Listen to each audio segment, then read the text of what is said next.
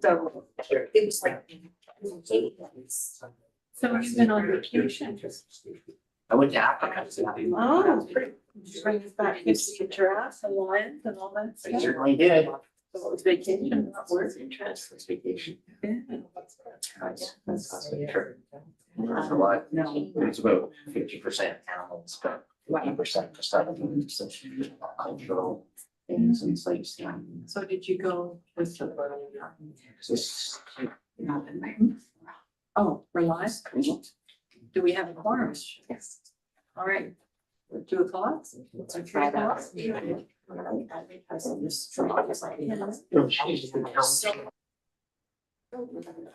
All right, we have a quorum, so I will call this meeting to order. One of our vice chairs is on vacation and the other one was in his car. So, and hasn't loaded in yet, so I'm Councilor Morse and I'm going to be chairing today. So I would just like to welcome everybody to our meeting. Recognize that we're meeting on the Squamish territory, the unceded territory of the Squamish Nation. And can we have a motion to approve the agenda? But I believe there might be some late items. Yes, thank you. One late item is a submission from someone doing public comments today, Matthew Vandergriesen. And there were also several associated emails that were circulated to the committee and will be included in the revised agenda package, which will be posted on our website or the next day. And that is all I have for the items. So could somebody move approval of the agenda? So I wanted to move that we remove the action letter from the agenda before we approve it. I was going to suggest that when we get to the information items, we have the motion not to receive that particular Okay. information. Whatever the procedure is. And that would match what council had done. Okay, Okay, thank you. All right, so you're gonna move approval of the agenda? Sure. Including late item? yes, All right. Second?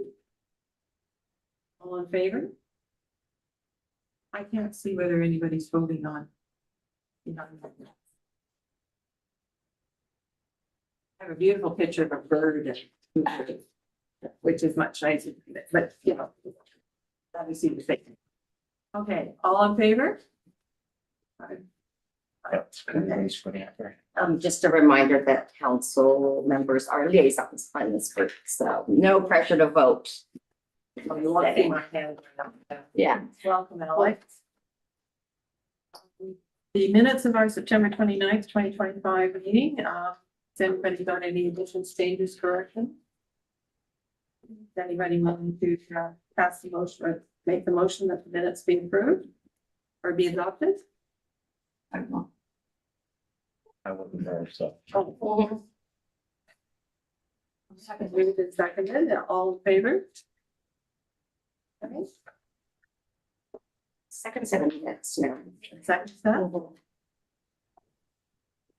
Minutes of the October 6th, 2025 official community plan steering committee. Any additions, corrections, deletions on those? Any motion to approve those? Thank you. Seconded, all in favor? And he's exhausted. Okay. Where's Daniel? There he is.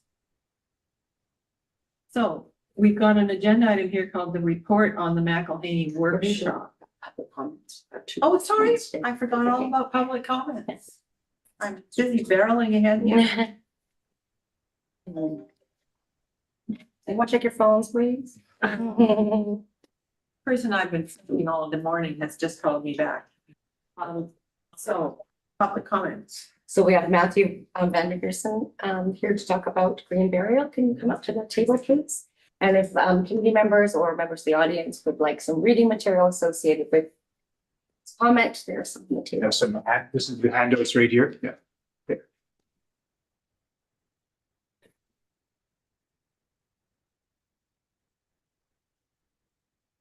So thank you for seeing us, committee and Elsa. I know we've got a short window here, so I'll just go over the summary of what we've already handed in as a written submission.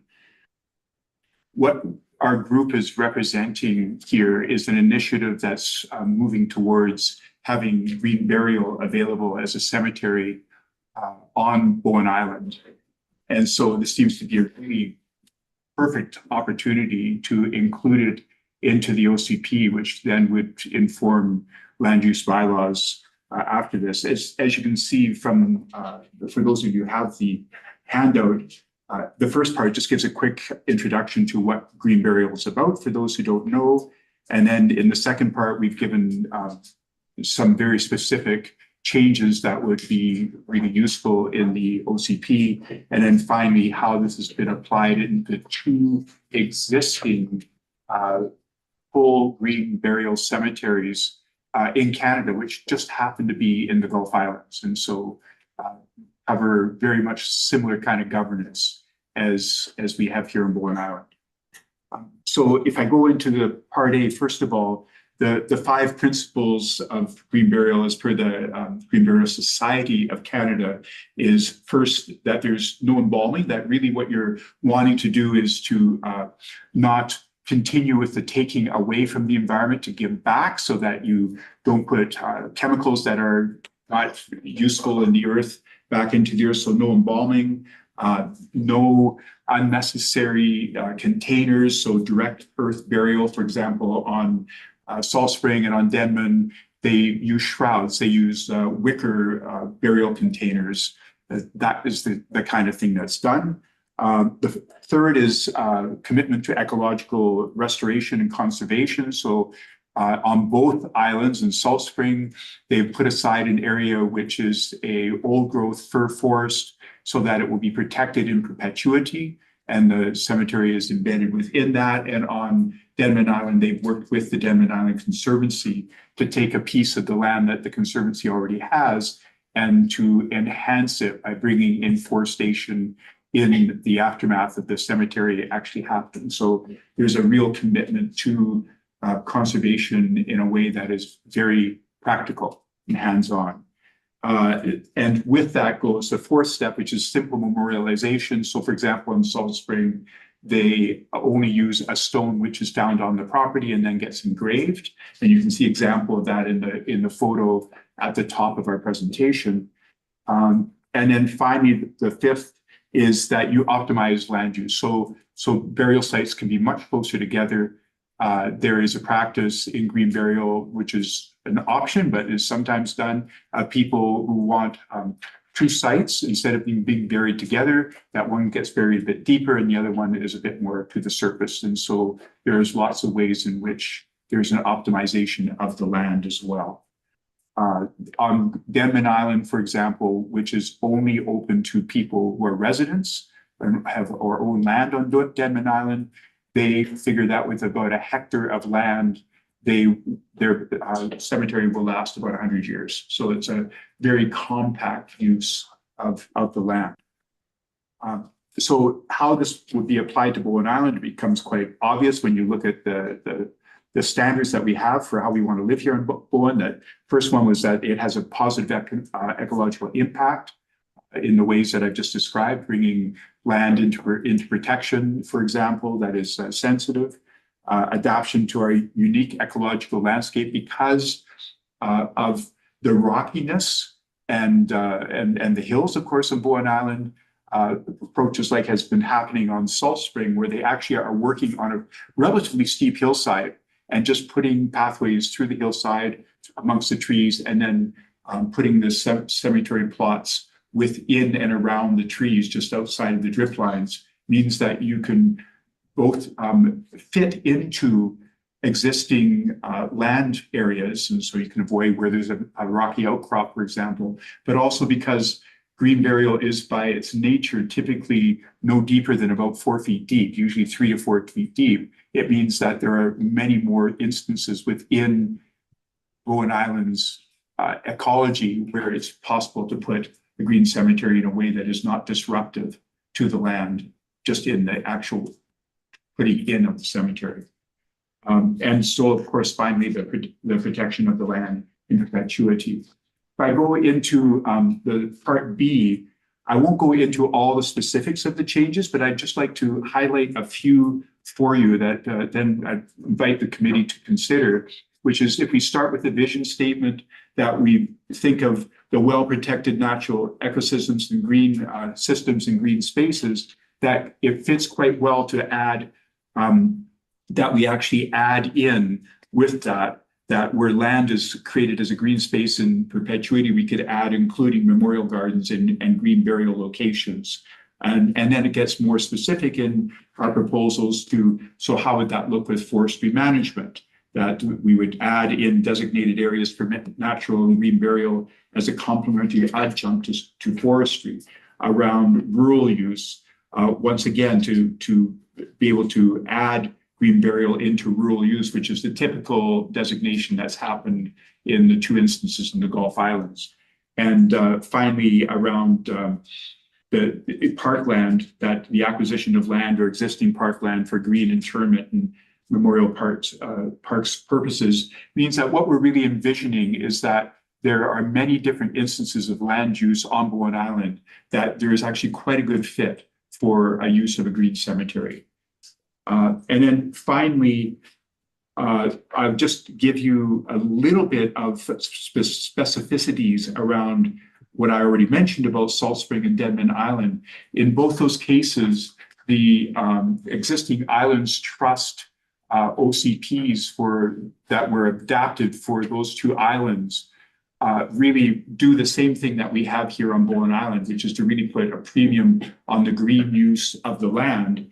And then that ends up informing the land use bylaw so that in both cases, there is a specific allowance for the existence of cemeteries without them being specific to green cemeteries, partly because for example, on Denman, there already was a cemetery. It's a historical issue.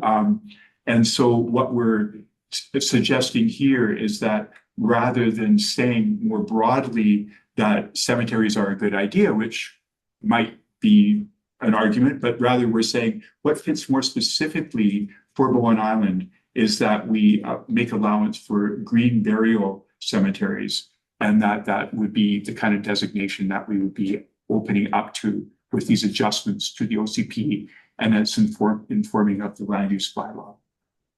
If there's any questions, I can do that, but the rest of it is quite well covered in the supporting document. Anybody have any questions? No, I'm clear on that at this point. Thanks. Yeah. Okay, thank you so much. Emails and everything, so thank you. Sorry, I had a question. Oh, yes, go ahead, I have please. a hand. Sorry, this is more for Daniel and a point of clarification. Daniel, do you know if even, never mind green burials, but cemeteries are something typically dealt with in official community plans, or are they left to land use bylaws? I would have thought more land use bylaw, but just for clarification to see if this is something that may not, although maybe worthy, may not be relevant at an official community plan level.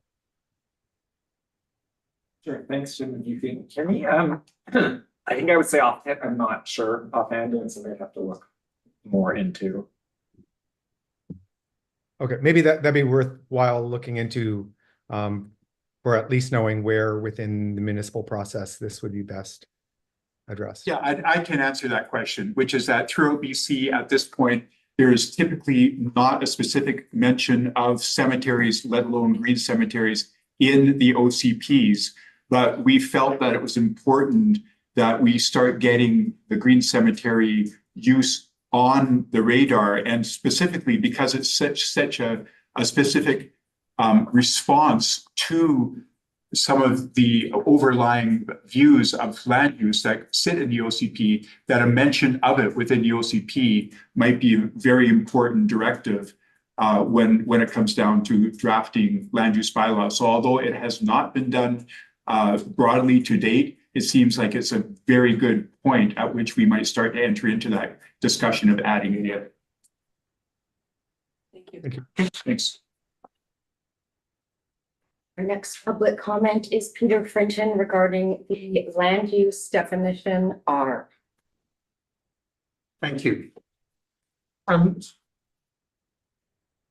OCP is an aspirational document, and I am not fully up to date on some of the changes that have come down provincially as with to align the OCPs with zoning bylaws. And currently, what we have, the biggest areas on the island are essentially the crown lands, which are functionally rural lands. And then there are the ones that are in white, which are the 4-hectare designated rural lands. So they are the R1. And the zonings are in fact the same. So what people often do is request rezonings because the one you have basically a smaller area designated in the land use bylaw, or sorry, in the OCP. And so they request rezoning to have the level of development that is permitted. So what's happened out of that historically on the island is that we've had 10-acre developments. So this happened on Sunset, it happened at the Tenants recently, it's happened obviously at Cape Roger Curtis, it happened at the initial rezonings and development of Cowan's Point. It's the strongest tool in the toolbox. And if you want development, but you don't want 10-acre chunks, which are basically unstable in the sense that people then come for another kick at the can some years later, then the thing to do is to request rezonings and changes to the OCP as needed. If the OCP remains aspirational and you have R1 in the zoning and it's a different density, then it's okay. If not, then I'm suggesting that it should be raised to 10 hectares from 4 hectares. And essentially so that people who are development minded, and there are about 10 or 12 properties on the island, including what used to be called the Wonders Sisters, but is now the Beatty property. 2 of them down in just south of here, Queen Charlotte Heights, 40-acre chunks coming out for sale. And to prevent them from being developed as 10-acre lots, you want to encourage people to come and say, we want to develop this, and with a total number of units being X. And they go through the typical amenity zoning, which has been so common in Bowen's history. And so I'm suggesting that that is something for this committee to look at and to forward to the planners, and I will support that with written documentation. Thank you. Okay, thanks. Is there anybody else in the audience that wanted to speak, or were you just here to support the green burial as a presentation? Supporting. Supporting. Thank you.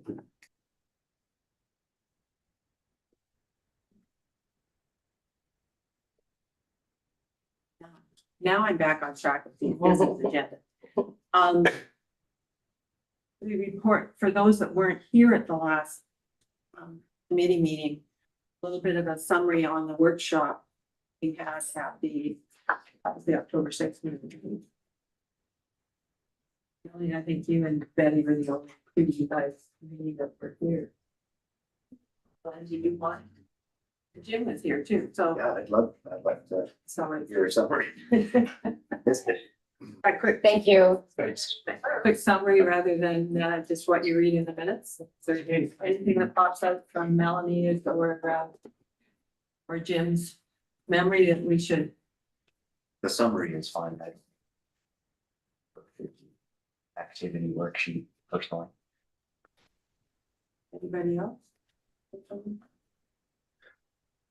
I Would you wonder like to if hear you a could speak verbal up. summary? I'm- What you said? Preferably. Yeah, you a want to hear it. quick one. Yeah. Come on, guys, give me a summary. We'll need to get. Yeah, tell them all what happened at the workshop. God, that feels like so long ago.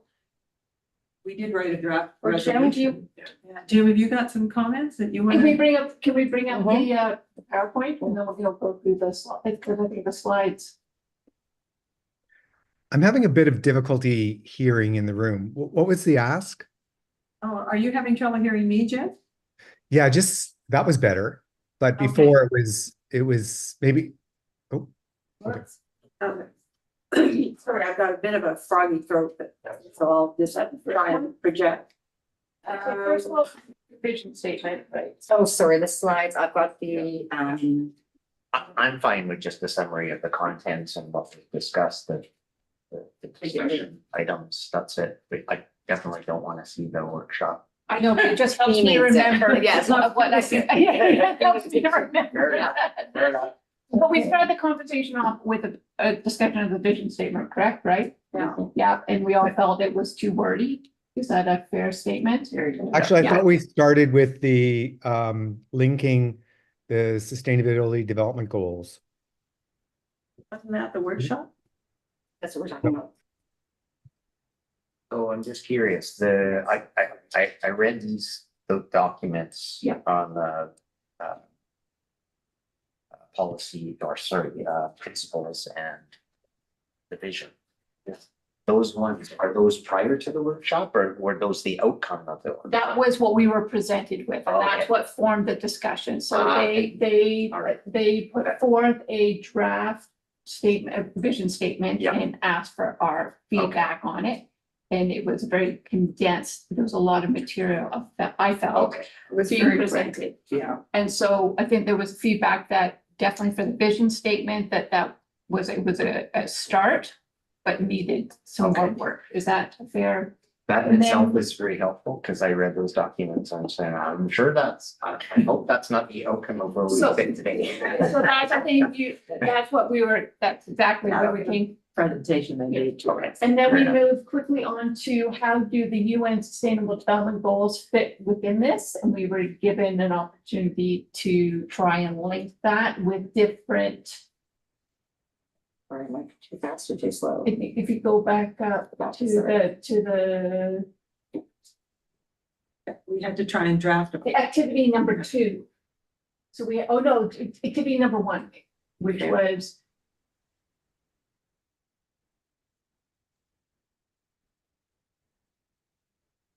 time in sustainable, yeah. Hi, this is Adam here. Can you hear me? Yeah.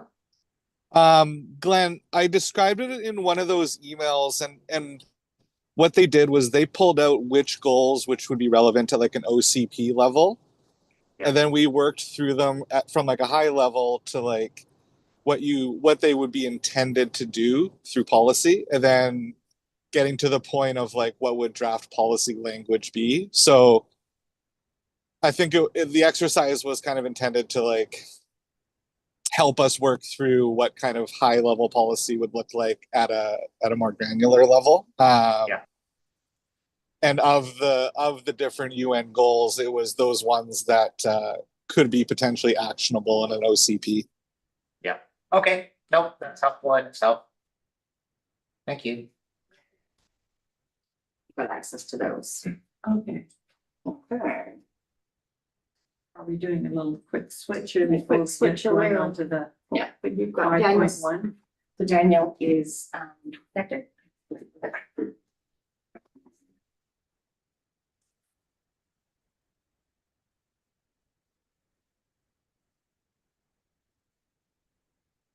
So now we're on to OCP vision and principles refinement. Correct. Thanks, Allison. So this is, coming out of that workshop, one of our takeaways was that the draft vision, even the sort of shorter version of the draft vision was not short, was quite long. And we had asked Matt Culhane to provide us some questions, I guess, essentially. It's like Matt Culhane wanted to hear one set of comments from the committee in terms of like, what do we think about the vision, or what's our feedback from it, rather than Matt Culhane didn't want to hear from each committee member individually, but wanted to come up with a response. And so they sent along this 2-page document that's in the agenda, that's the principles follow-up guide, which I can share here just so it's in front of everybody.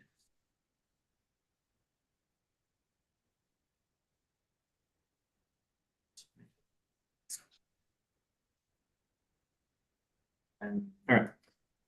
So they talk about a vision. A strong OCP vision is concise, memorable, forward-looking. It captures the community's desired future state in one or two short statements, as short as a single sentence and not longer than 2 paragraphs.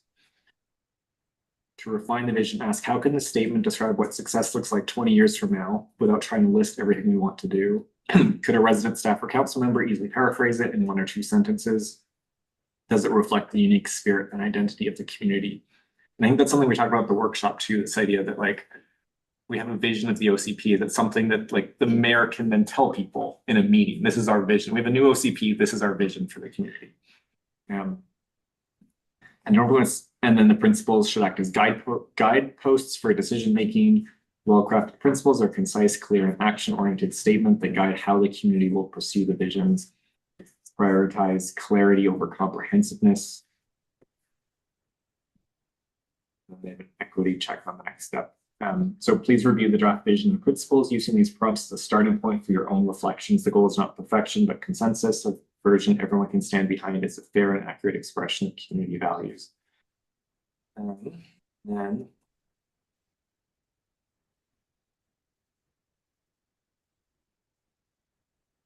me find then the draft vision.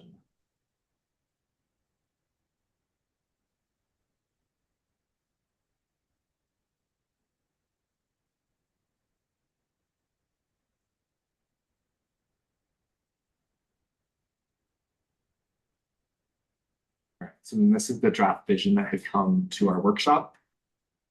So I think we can see, you know, it doesn't follow the few sentences or few paragraphs feedback there. And then I know we have feedback as well. I printed off copies of the feedback that people have sent around. I can circulate here. I think I just was trying to open a discussion in terms of the vision. And so with a goal to either send McElhaney with, you know, like a more concise vision or more just collective comments from the committee to send to McElhaney to say, we think you can take another stab at the vision and here are some of our comments on what we should be trying to achieve. But maybe I'll leave that up there if people have initial comments, or how would you like to take this? Yeah. What you're circulating at, like, have the vision on it? What this is just the collective comments. I sent it out probably about an hour ago. I sent it out just to the committee members based on feedback that we've received. I printed off the left behind the vision. Vision.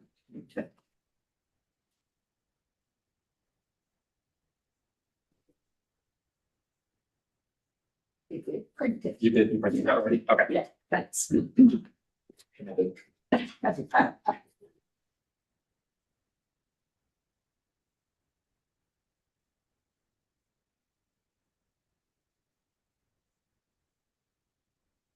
do you want to handle this? Roundtable? I don't know, is that the easiest to do, or do we want to actually, you know, wordsmith the document or?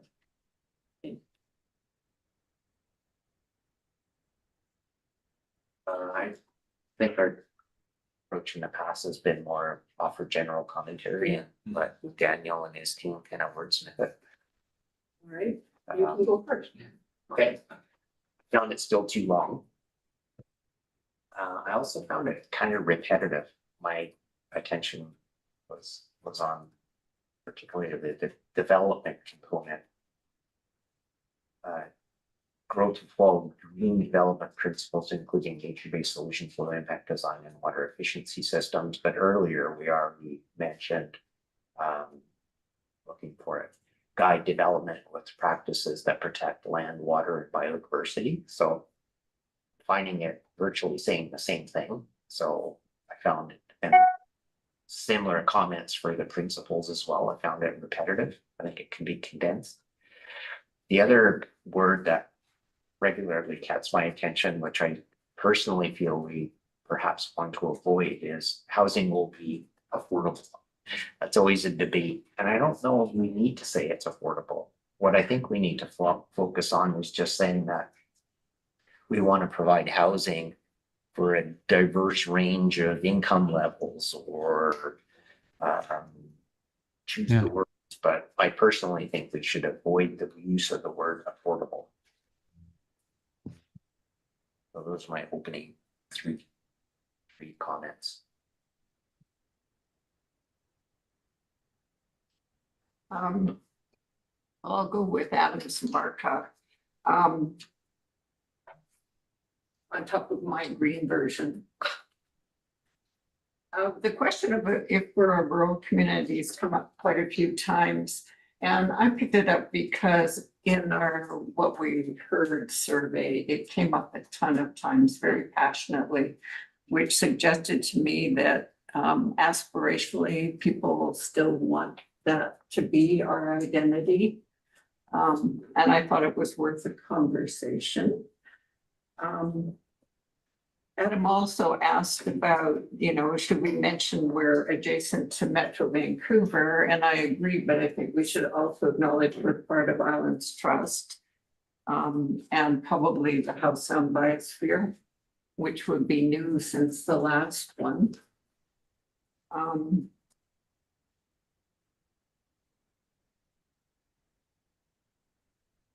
I saw all over the place, and I didn't know quite what to do with it, the UN Sustainable Development Goals, and it's like it was part of our mandate from council, but I guess we don't actually have to put the language in, we just need to keep the idea in mind. But I'm not sure how we do that.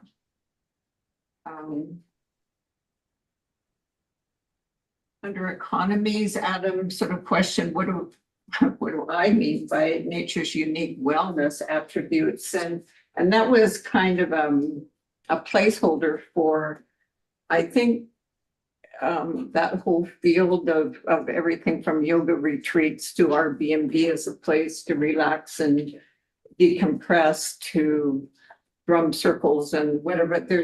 There's a whole chunk of our economy, and actually quite a significant one, that's in that realm.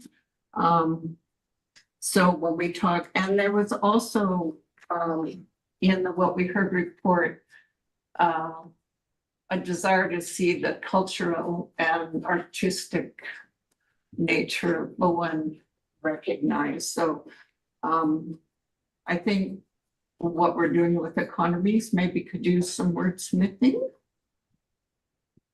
And I love China's taking the United Nations Sustainable Development Goals and sort of doing a cross-reference, like it's a filter that you look at everything through. I found it a little disconcerting to go from the old OCP to the new one, like principles or goals are now principles, and they've got different names. And I think the names in a way should clearly reflect the function. So just picking up on principles versus goals. Goals to me mean what you're aiming to achieve. And principles are the things values you're going to consider while you're doing it. So which is it? I think it's values, but how do you? So it's very different from what we have Yeah, in the last one. yeah. And I think it is an effective way to embed those mandates from council about reconciliation and sustainable development. I mean, we have to figure out where that goes.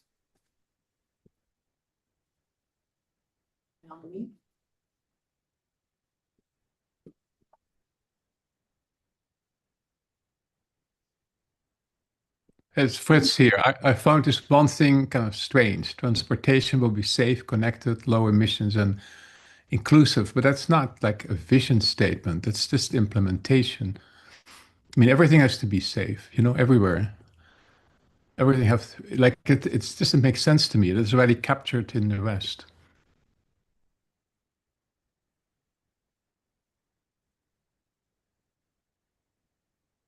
So we've got the draft from the consultants, and we've got Betty, Shauna's, Fritz's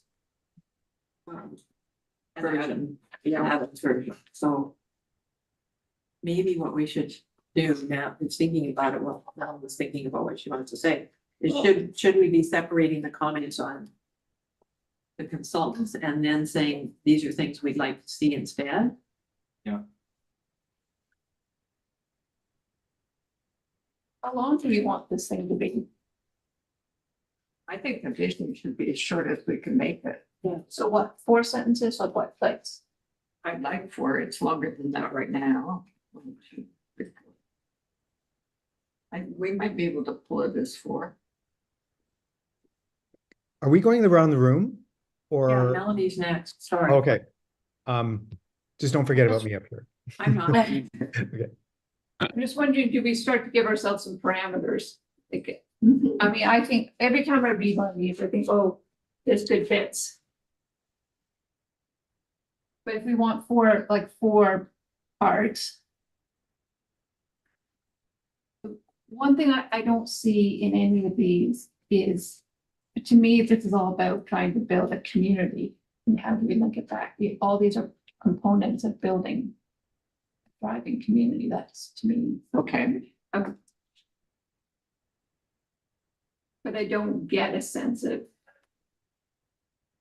that we're trying to put all these pieces together to build a community or to support a community.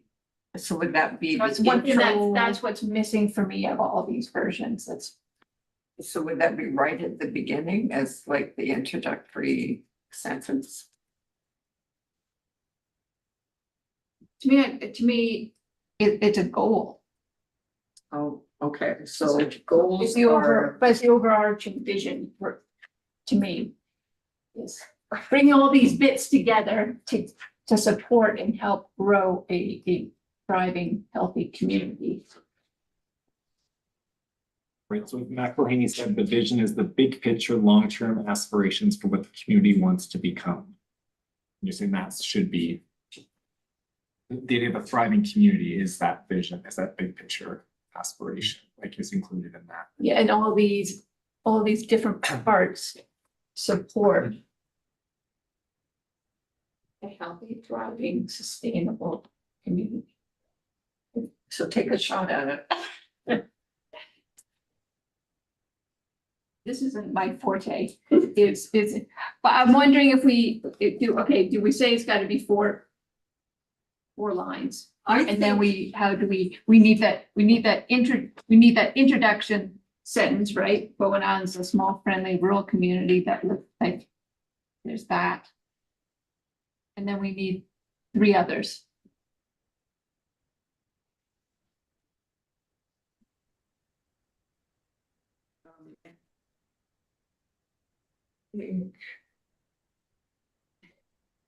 Sorry, because I wasn't here. Did you guys look at the guiding stuff? You did. Can we bring up what the consultant said that what we should be achieving out of this? I can. Can I weigh in here for a sec? Okay, your turn. Okay, well, I was just wondering, it was adding on to what Melanie was saying. Okay. So going back to that, what a vision is, and it's aspirational and it's long term, right? So that whole notion of trying to define the future state is, in my mind, where we end up. If it's four things, it's kind of the fourth. So the first is this, I don't have the words right in front of me, but this sort of the vibe of Bowen, friendly, whatever we want to call the current state. And one of the things I think we want to say in the future state is that doesn't change.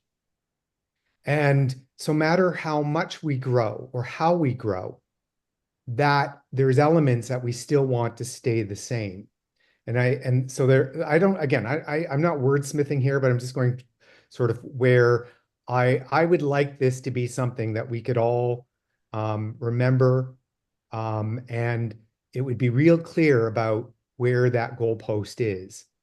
I'm going to digress a bit. In my former life, we debated, as most of you know, I worked as planner for the Port Authority. And we went through many iterations for years. I worked there for years around vision stuff, and we struggled with the same thing. And in a more recent version of it, we got real simple, and it made so much sense. And we, instead of having sort of trying to be everything to everything, like the long version of this vision that we saw, we kind of just went real simple, most important thing. And I'll give you an example of what that was. I'm not sure we could go that far or, that simple, but our vision was to be the world's most sustainable port. That was it. And everything could get behind there because you could sort of, every decision that you would make, you could kind of go, well, how does that fit into our vision? And so what I'd like us to have for Bowen is something that is as simple, I won't ever, that was way too simple, but something simple like that you could say, this is what we are today and like and want to keep. And here's what here's the future state. And I know that there's this whole debate around growth, no growth, but you could incorporate that. It's sort of growth as long as, and you're not going to have it in your statement, but it would imply something that if we can keep these things and even thrive or get better at these things, and that fits with growth, then growth can happen. But if we can't move around, we don't have a ferry system, we're ecologically bankrupt, et cetera, well, that's not the vision. So I think that in a way, it's got to be something that speaks to something that is, 20, 25 years out, that we agree is the future state. And it has something to do with what we have today, but more. I don't know if I've helped too much in actually wordsmithing any of that, but hopefully you just get the idea of where I'd love it to go. So going back to the what we heard survey, 71% of respondents supported the existing vision statement. 69% chose well-protected natural ecosystems and green spaces as their priority. So that might suggest, and I like Chanda's comment, vision belongs to the community and external frameworks go in the background. That's a question. Yeah. Daniel, what is your definition, or is there a clear definition of what rural means? It's a word that gets used so much, and it depends on the part of, I don't consider Snug Cove rural.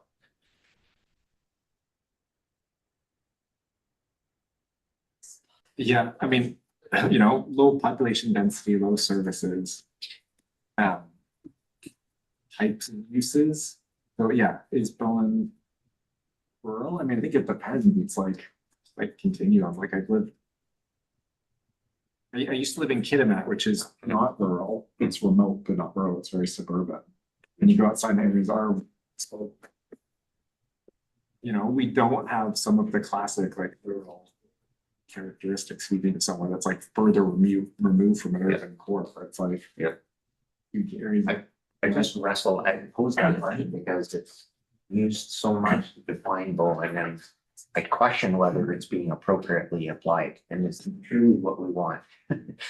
If we look at Bowen as on a macro scale, perhaps, but We drop rural. as an example, I don't find Snug Cove to be rural. If I may, Hang on. It's him. Is that David? well, I've had my hand up for a while. Sorry. You're up. Okay, you're up. Thank you. It's David here. If people could say who they are, it would help the Zoom people quite a lot to understand who's saying what and what's going on. But what I wanted to say is I believe that rural is a technical term that Bowen would very much like to have apply, and it goes to policing costs as well as a couple of other things. I'm going to stop talking because I'm sure Daniel knows more than I do about this subject. I was just going to add to what Glenn was saying. We keep telling the province and the feds that we want to be rural. and considered for all the different rural grants and that sort of thing. So I think in promoting that, it might behoove us to have rural in our vision. Going back to the survey, there were a lot of comments, but one that I picked up was more emphasis on protecting rural character defined by a combination of factors, including visual landscape, land use patterns, community values, lifestyle of its residents. And I totally get what you're saying, but it's aspirational. So I don't think it's the right question to say, is that what we are right now? Because it may be that we need to provide more supports for our rural residential properties, for example, in order to support a rural identity. But there was a very clear mandate, I thought, in the survey, at least for however many people that was, that they were holding on to rural rather than urban or suburban. It was an innocent question, trying to make sure we're clear on what rural is. You're not the only one who asked it. Yeah. Adam here. I'm of two minds with this. I agree with David that it is a technical designation, and there's a lot of different ways that is applied. I think it's also like a cultural sort of identity perception thing, in that, you know, describing ourselves as rural is another way of speaking to the growth or no growth thing. And, you know, like, we have people who can go see the symphony in Vancouver and come home the same night. We have hourly ferry service, we have hourly bus service. Like, those are not typical in a true rural context. And so I think that we should be cautious about how we use that word, because it's a loaded word. And it means a lot of different things to different folks. So I think I just would urge caution on how we use the word.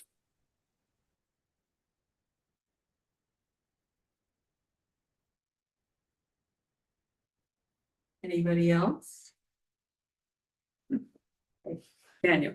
The other question I had, or based some of the comments I've seen, is about whether we want the vision statement to reference those specific pieces. So the original, the draft from McElhaney, the things like the UN Sustainable Development Goals or the UNDRIPA. And then we had some comments from people saying maybe the vision statement doesn't include those specific references. I'm just looking for feedback on that point. My view is that it is something that if we're trying to really be short and brief and really express our vision, we're giving a lot of airtime to referencing those documents. So I would be supportive of, we can incorporate what those documents represent without actually citing them. Stop all of them.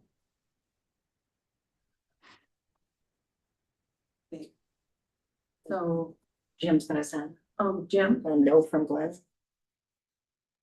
Yeah, I would echo that. I think, and it's been mentioned in a few of the emails that went around, that those things are important frameworks. I think in the background of the document and the exercises to say that we, you know, and to do the exercise of looking at them, but it's not necessary to put it in here, I wouldn't think. Again, if maybe, I don't know if we could get some clarification from council on that, because it was part of council's direction to the committee, not necessarily that it was in the vision or not. But I don't want to imply that we're, you know, we don't have regard for it, because I clearly think we do, but I don't think it has to be in a vision unless council does want it in the vision, and then we'll make it work.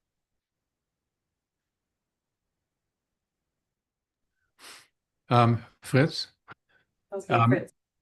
Yeah, I think the word rural is wrong. Most people in Bowen Island don't live rural. They maybe drive through a rural area towards their subdivision.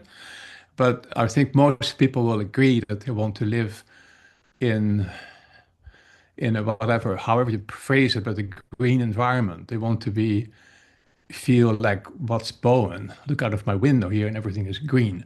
But so I don't know how that in my mind doesn't relate to rural, because you can plan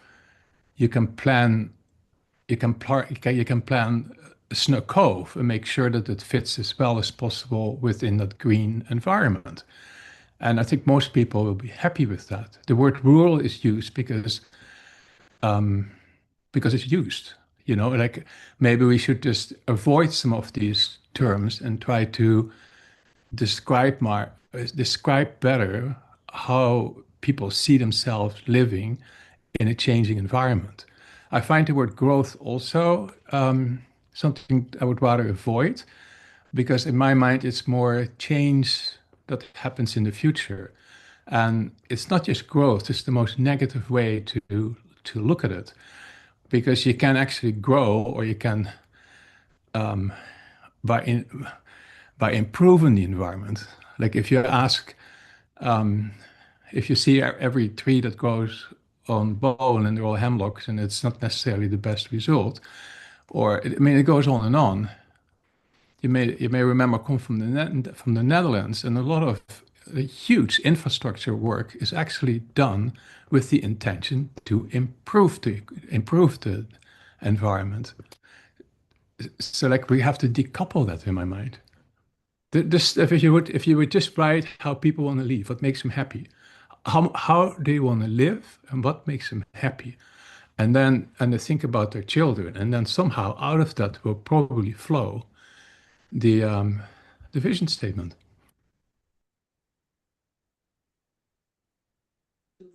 I'm sorry to take over a little bit. No, I'm just busy trying to think of how we're gonna do this, and Can we just get a straw poll on that one concept of whether we're gonna mention those documents in the vision statement or not? Can we Which take that documents? box?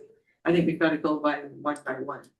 We'll just talk like the UNDRIP and the UN sustainability goals, and Gwen's submission was that that's a lot of words for something we're trying to simplify, so not to include them in this piece. In the vision statement? In the vision statement, and then Jim said for slightly different reasons, the same thing. Oh. Betty, do you have an opinion on that? Yeah, I would agree. They're really principles rather than vision Okay. statement.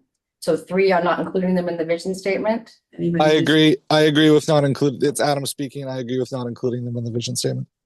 Or, yes, Counselor. I mean, I'm not a voting member on this committee, but I also agree. Okay, and Lisa, I agree. agree. Okay, so that has been closed. Daniel, you feel satisfied with that? Those will not be in the vision statement? Okay. I think I've also heard, I think everyone agreeing that the goal is to have a shorter, more condensed vision statement. We're going for that sort of 4-line goal. So they're short versus they're longer. No, like short, like even short, like. Even short, yeah. So that's removing those references to the policies, removing the stuff we've talked about that's sort of repeating. I'm sort of looking at Betty's and. And there was something out, I was looking at the short version. And it isn't written in the future tense, which is what we're wanting. I mean, in the future, Bowen Island is a welcoming intergenerational and diverse community that lives in connection and reciprocity with the lands and waters of the island, and it's committed to respecting Indigenous rights, knowledge, and collaborative decision-making. Environmental stewardship is valued and guides development with practices that protect land, water, diversity. And then I'm not sure about the next one, but I think that might just be. And then housing is appropriate for population and diverse, vertical resilience, and I don't think about resilience, I guess that's. But the growth will follow green development principles would sort of be picked up in the one up above, so. And then transportation. sure about that. Yeah. And then the last one is these values create a thriving, connected environment first community, growing sustainably for current and future generations. So that picks up the sustainability bit. I almost would suggest that the first few statements are probably close to being adequate. Yeah. I think they pretty much capture. In the medical version. I was before the end of that. Whatever she. I was reading off the short version of that. The first few statements, I think almost nail it. Not to suggest that it's a cut and paste, but I think those are probably. But I also like Betty's first statement too. I don't know if that describes us. That was my problem with their language. Yeah. Well, don't forget, it's not what we are now, it's what we want to be. Well, I don't know if that's what, well, okay, what you want to be or what's feasible. Quite like Betty, your first line of yours, live in reciprocity with the lands and waters. Yeah. That I thought was. And just stop there. Do we want we respect Indigenous knowledge and collaborative decision-making in our vision? Well, not, you don't say commit, you just say we are. So we respect, I mean, I'm asking really content rather than wordsmithing, but. Yeah. Because that's not in our old one, but I assume we might want to do something.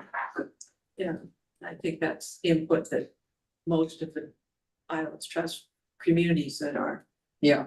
doing OCPs and stuff, that's input they're getting from the First Nations. If we like the first sentence, could we swatch out rural for island? I was wondering about the same thing. Then do you say Bowen is, rather than Bowen Island is an island? We are an island community. and I we think don't that would be dispute- we don't- perfect. Yeah. So Bowen is. So a instead of small, saying Bowen friendly Island, say island we community. are an island community. Or a small Bowen friendly Island. island community. Yes, Is, small, friendly island community. I love that. That's what we are. And we don't have to. be then you don't have to worry about.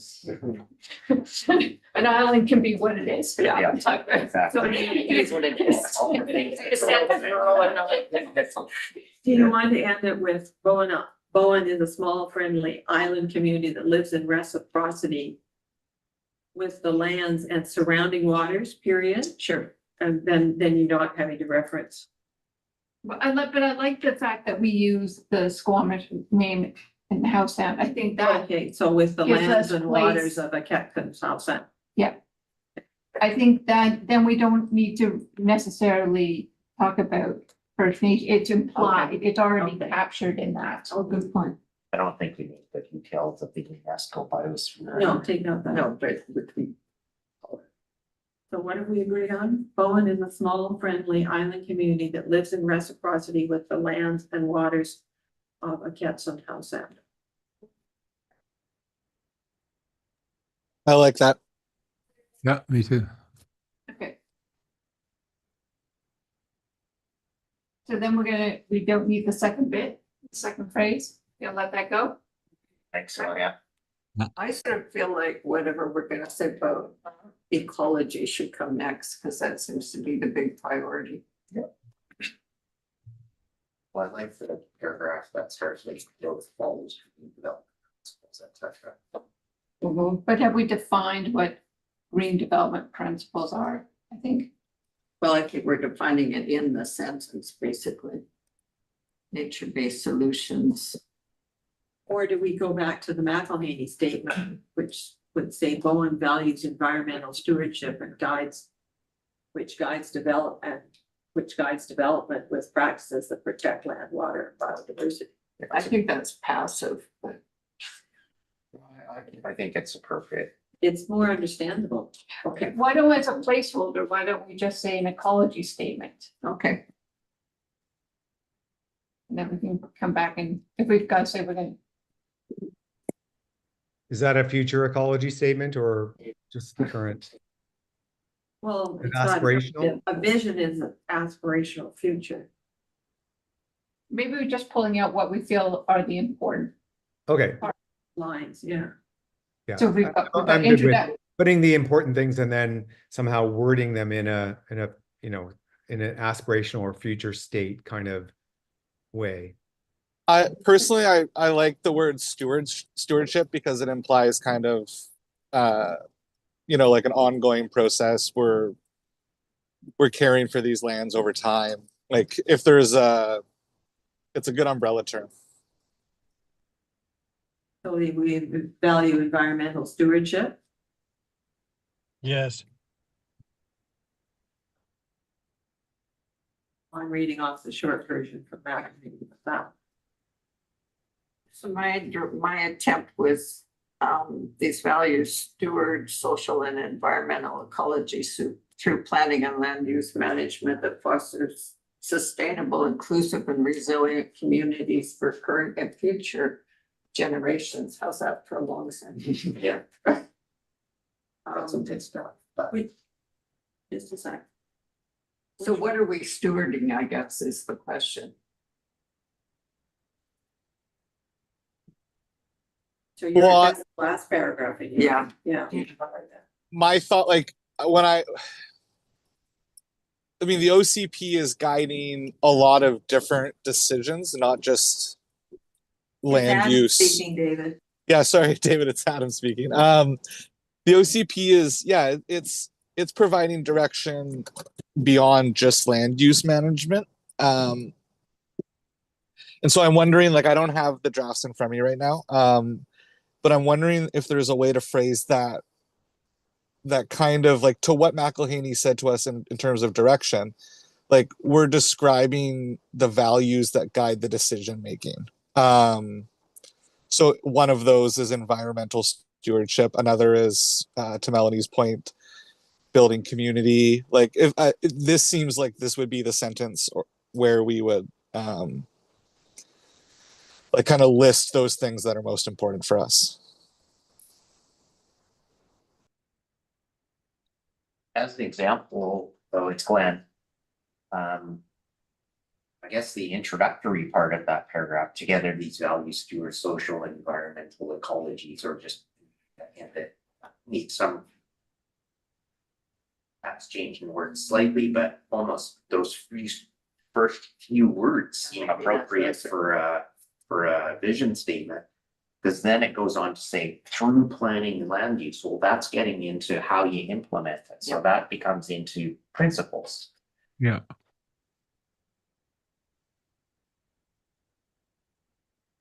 What are these values referring to? The 4 or the 3 above. So maybe we have to work those values into this statement and then just end it with at the end for ecology. Okay. Or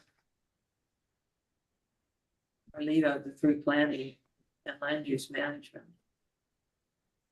Thus Yeah. fostering sustainable, inclusive, and resilient communities. I personally think the paragraph though, like maybe the word values doesn't need to be used or shouldn't be used, because I personally think now that you've talked through what a vision statement really should be, the whole paragraph on that starts with resilient local economies, etc. I don't think would be in vision. The final statement. So we're a happy place. People want to be here. Yeah. We respect the environment and historic cultures. We respect well, I already said, respecting the environment. The final one that I'm thinking of, so maybe we need to agree on the 3 core points that the vision should make. And the final one for me is the diverse housing, making sure everybody feels welcome. And the other aspect that I actually almost think might be missing altogether in the vision statement is around, I guess, quality of life, the services. Like we all really appreciate a high level of service for, let's use the word, rural community or an island community is is services and amenities. And I think that's important for a vision statement, and it's completely missing. I think you've touched on something I was thinking, the quality of life aspect. My sense is we're trying to build a place where you don't ever want to leave, no matter what stage of life you're at, you feel you're fully supported. And stay. And stay, and you come here perhaps as a young family, and you go through all those different phases of life, right to the end, the green burial, right? But this is you don't feel that you want or need to leave. It doesn't matter whether, and what sort of socioeconomic background you're from, whether you're renting or that you don't feel you have to leave because the island can't provide it. That can be rental, or the only thing that doesn't cover is young people, because of hopefully you do want them to leave once they've.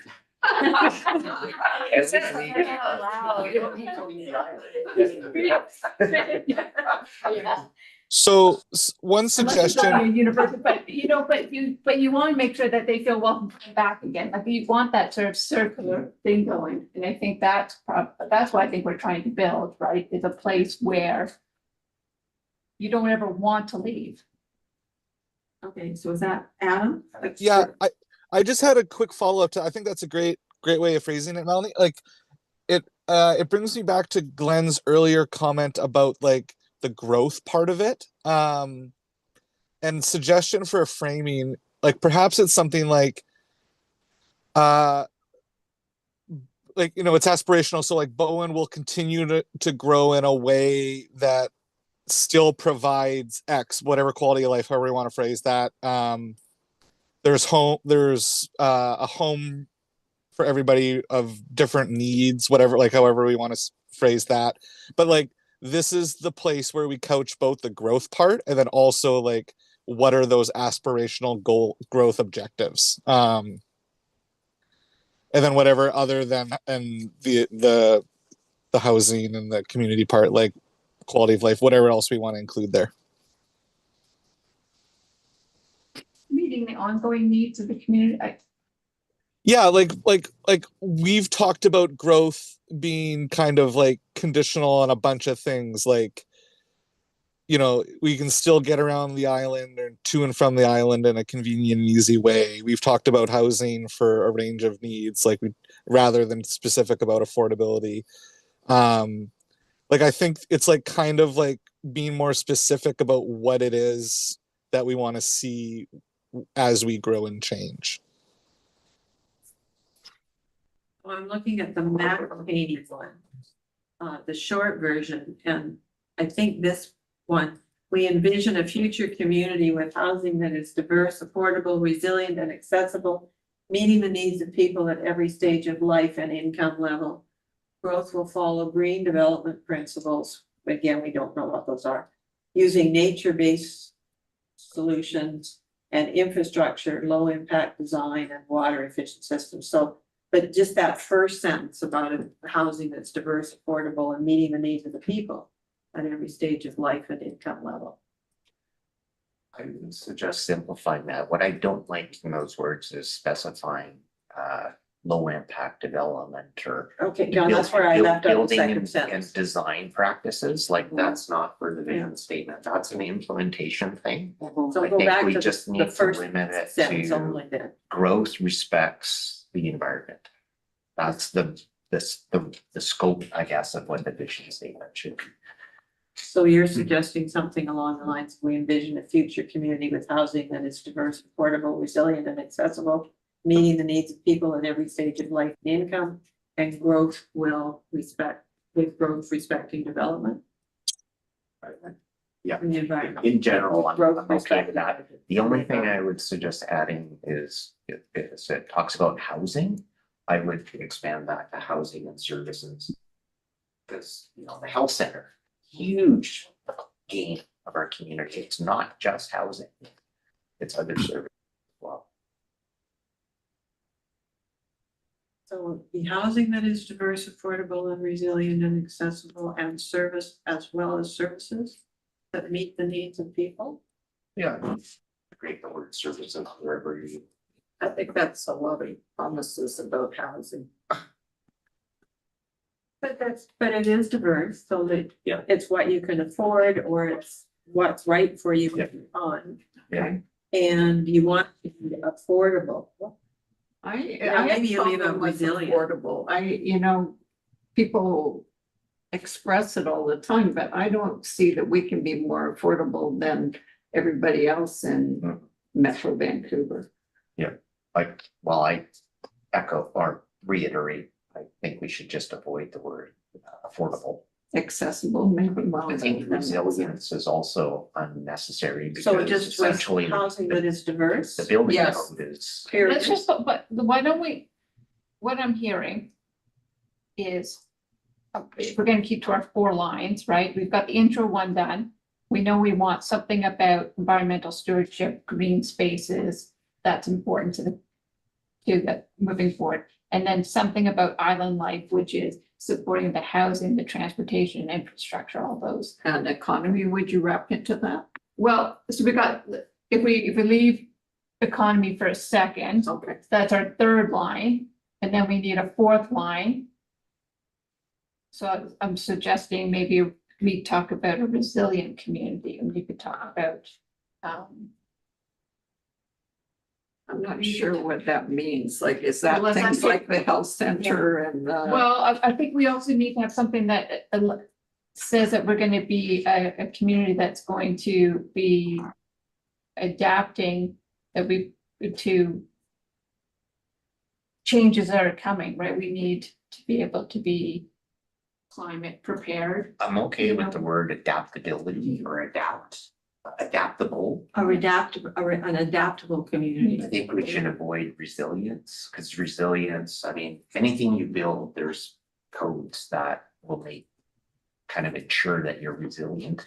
But resilient means bounces back from adversity too. yeah, Sure. Any hands up on the online group there? David has his hand up. Okay, David?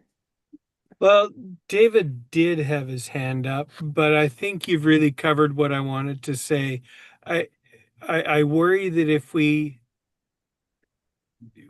can make this too sort of motherhood issue-y and try to be everything to everybody. Yeah. But I think you're getting to what I was wanting to suggest.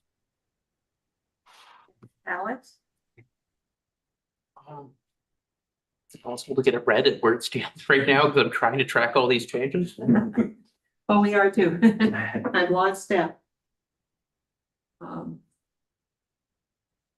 we've agreed on, so, okay, Melanie, you've got 4 principles in your 4 statements. So the first one we've agreed on. Well, we were gonna have four sentences, and we've got to be able to put those, I think it was teasing out, though, is what's important, what we think the core things are here. Yeah. And we can go and wordsmith it afterwards, but if we've got the buckets. Then Okay, you so can, what's in the bucket? we've got our introductory statement, which I think we've got a buy-in, right? Yeah. Well, one is a small friendly island community that lives. Can I just weigh in? Yeah, yeah. I don't think it's just an intro statement. I think it's the future, it's our existing that we want to continue. That's more Okay. than just an intro. Okay, but it's the, we set the stage, we. First statement. Yeah, that's fine. I just want us to be clear that it serves a purpose, that it is about, this is how we view ourselves today, and we want this to continue. Yeah, okay. Okay. So next thing in the bucket is? So I think I think everybody's relatively comfortable with the next sentence. Yeah. We value environmental stewardship and guide development with practice that protect land, water, and biodiversity. And you can put all that sort of green stuff in there. Yeah, that's good. Okay.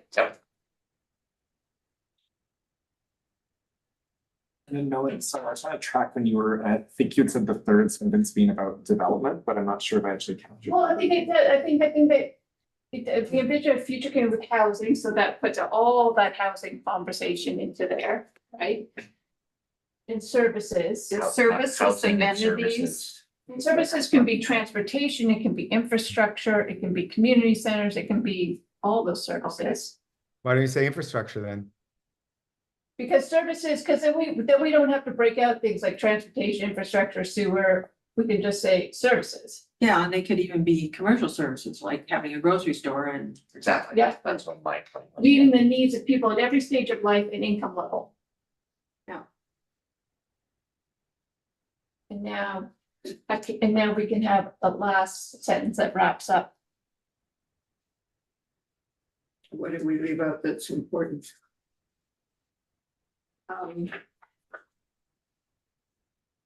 So does services include the economy? I'm just looking at what medical unique has in Do here. we need to do economy? Can we just leave that in services? Well, if you take the broad definition of services, I think It should include that. it includes on. I do think there needs to be something that acknowledges that around the economic role. And what, like, that's going to be a hard one though, because we know that we rely externally for that, but we want, to what degree we can, have more internal to the island. So I think it has some, I think there is something about that economic role. We'll let you mull on that for a minute and let Yeah. Alex stand up. I was just gonna suggest, maybe it's again making it too long, but at the end of, every stage of life, income level, and why don't we add a third bullet point to that, or a third part to that list, and add ability at the end? What was that? Ability. Ability. So it would read, stage of life, comma, income level, comma, and ability. Yeah, okay.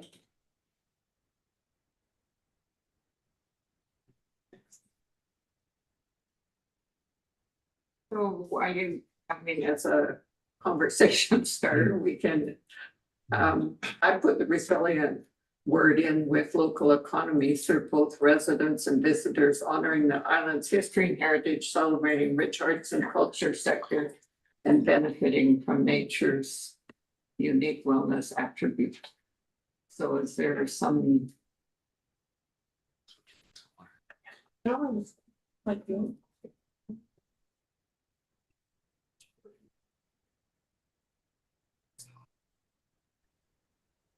Yeah, we got No, Well, let's see, the economies, 1, 2, 3, 4.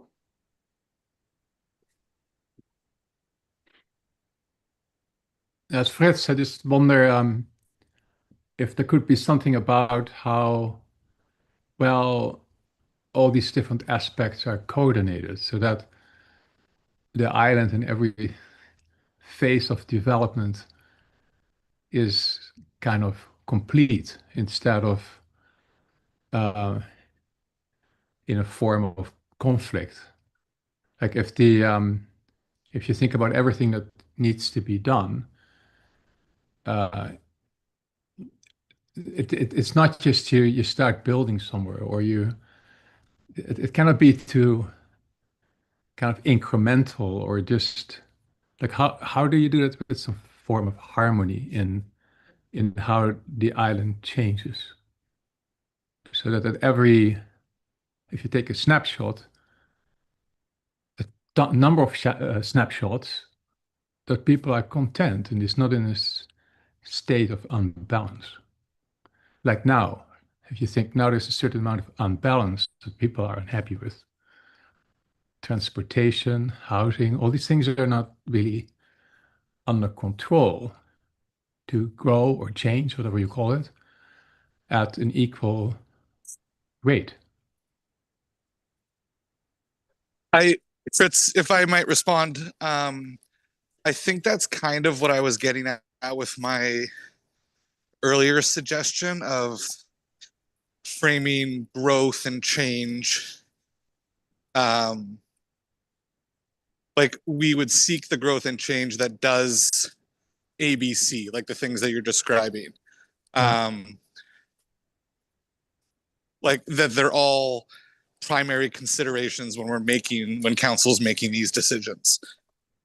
Yeah, so that people have some kind of comfort, and that you don't find yourself in one isolated big kind of construction area where you can only have a negative view. So like, I mean, you see that all over Metro Vancouver at the moment, that there's so much change that actually is so blunt that people just hate it. All with the best intentions. Well, can we just put that, could we just put, just for now, just the word harmony in four, just to capture that sense of trying to It's harmony and development with nature, it's harmony and develop, community economic development and harmony with nature and growth, yeah. Can I also suggest, Before the history, culture, and in there. Yeah. could we also think about in the development one, talking about the need, instead of meeting the needs of people, saying meeting the needs of residents?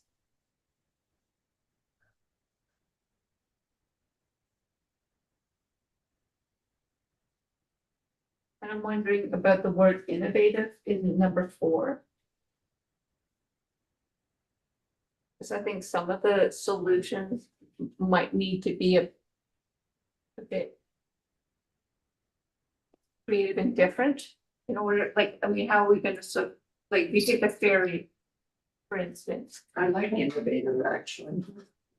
It just allows for new ideas to come in to maybe address some of the ongoing issues.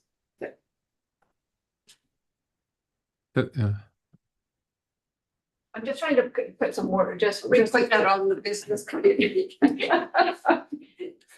What I would be cautious about, I'm not afraid of the word innovation, but what I'm cautious is trying to imply that you always want to be innovative. yeah, I wouldn't use that. Open to innovation. Yeah. I mean, in a way, you want to, If we can balance it with the word adaptable, we've got to be a community that's adaptable to new ideas coming in as potential solutions to this. I don't know. That's how people necessarily think of adaptable, though. Can be adapt to what you're stuck with. That's more of a, or adapt. Whereas innovative does sort of push forward. Just a comment there. Yeah, on the open to innovation, I think open to innovation, but Yeah. don't wrap in adaptable there. I think you almost have to be adaptable. You've got adaptable at the beginning. Open to innovation, but be adaptable.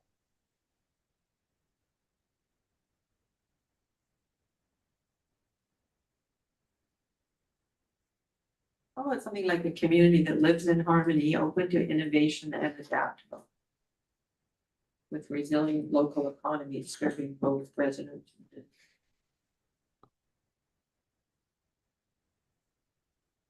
maybe we should have a department of harmony.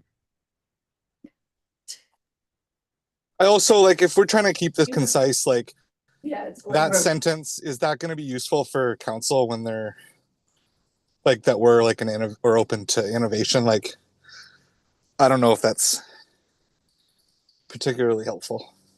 Okay. Well, if it doesn't capture, you can let it. Well, it's open-minded. I mean, there's been lots of, we've always done it this way, or we've never had that, so we're not gonna have it now. Attitude. Yeah. So the word innovation helps get around that. Tim, were you saying something?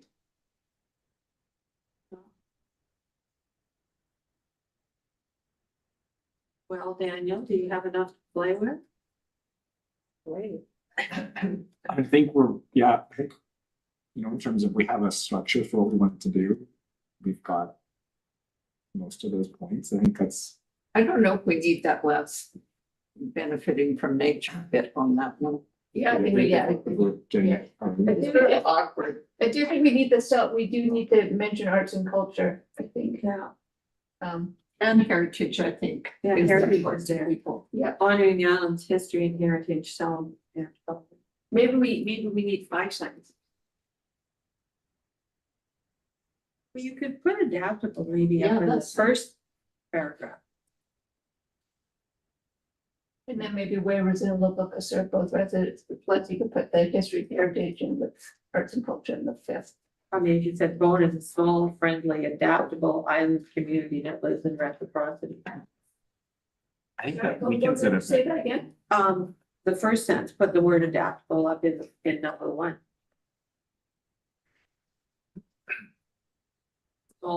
Small, friendly, Adaptable. adaptable island community that lives Well, in reciprocity harmony is- with the lands and waters of Howe Sound. I don't know that it rises to that same level though, like we're saying Bowen is a small friendly island community, that's pretty central, I guess, to the idea of Bowen. Well, it used to have caring in there. Say that again? There was also caring in that. Yeah. That first vision statement. Yeah, okay. Okay, let's keep the first one. I think when you said it again like that, it kind of captures, I think, what people feel that the community they want to be living in.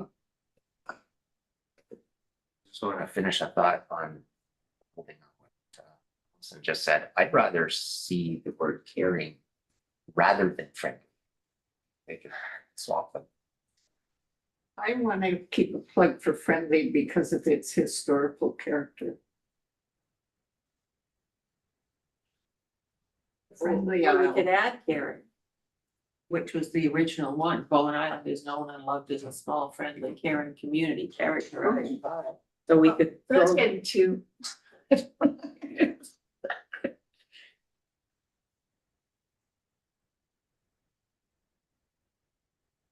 Skip the small maybe. Yeah, well, you know Less what? words. When I first read that, you could read small as mean small-minded. Can Yeah, we could just leave small you out. be caring without being friendly? Maybe. Yeah, I just felt that they were somewhat synonymous, but caring was very much a more profound word. mm, Keep both. Okay, You can be friendly but not care. Yeah. but I think caring could also say you care about your neighbor, you care about the environment, you care about, you care. You Yeah. care about all That's- aspects. yeah. I'm like, okay, That's So do we my- want to that's leave out my the word point. It's a small? much more Somebody profound word. suggested yeah, that. take small out. And then it'll be short again. You want caring and friendly, or do you want? I think, I would.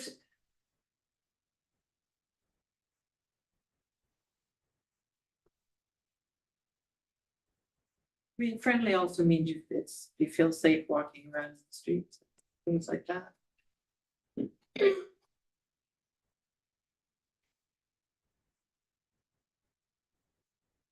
Well.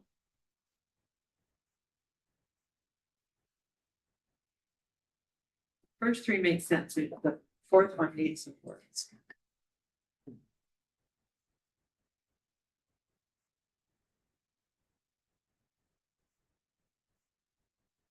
What do we mean by harmony? Where everything works together to create a very successful community. Okay. Like the transportation services are working. The economy is working, housing is there. Okay, All so these you're things in a getting- balance. Okay, so Steph's typing in something here. Yeah. that Says we are a community that lives in harmony, where resilient local economies work together to serve both residents and visitors, honoring the island's history and heritage and celebrating a rich arts and culture sector. We haven't got adaptable or innovation.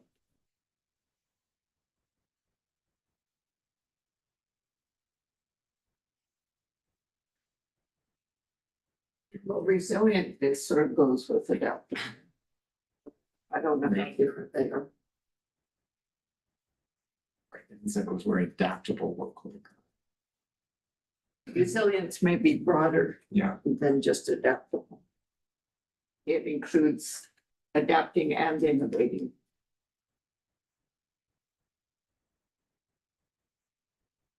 What happened to services? A lot from the previous one.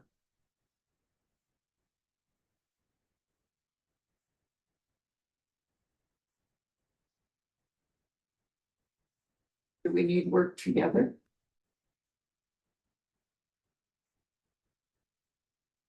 Can we just say where resilient local economies serve both residents and visitors?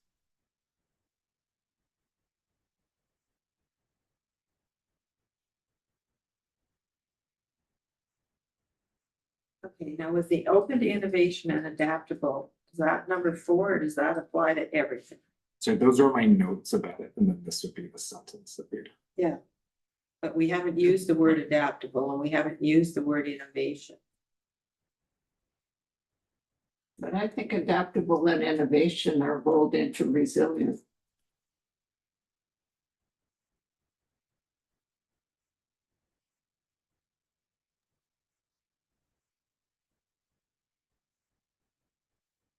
I think if you didn't know the conversation we just had, I don't know if using that lives in harmony makes sense, though. Right. I think we have to kind of unpack that a bit. I guess it could, then I would just say, we are a community where local economies work. Then I would work together. Personally, don't think the word harmony. So you're talking about leaving out. Do you agree with that all these components have to work together to create so do we just need to find a different word that describes that balance, that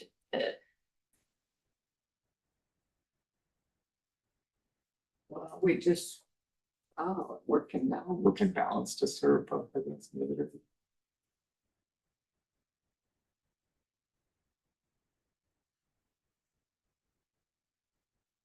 So we still not got adaptable innovation in there.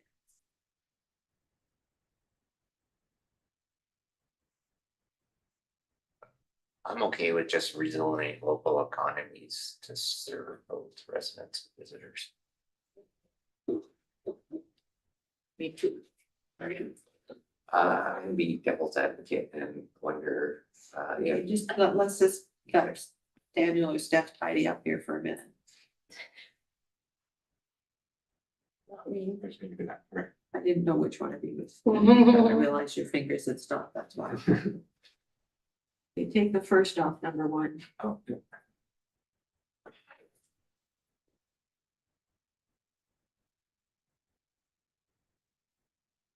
You don't need and between caring and friendly. It's caring, comma, friendly island, isn't it? You don't need caring, because island is a descriptor too.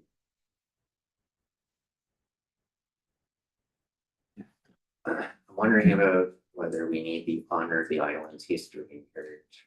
I guess the question is, do you do that today? And is that something we want to be better at in the future? Yep. Really not to lose it. Okay. I'm taking that out of the survey. Yeah. Okay. There were a lot of cheerleaders for it. Is it honor or respect? Yeah, Alex? Do we need both history and heritage? Is there a difference or is it all captured under heritage? And I'm not even saying it's wrong one way or the other, just a question.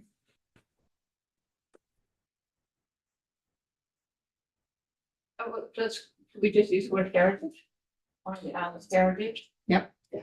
And do you want to use honor or respect?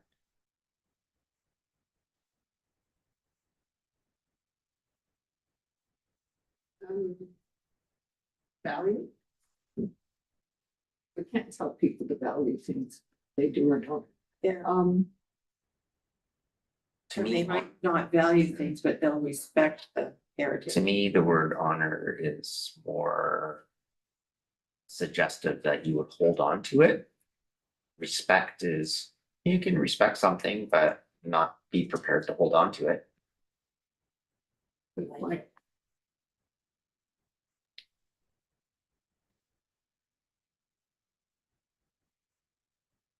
I think that's good enough to sleep on.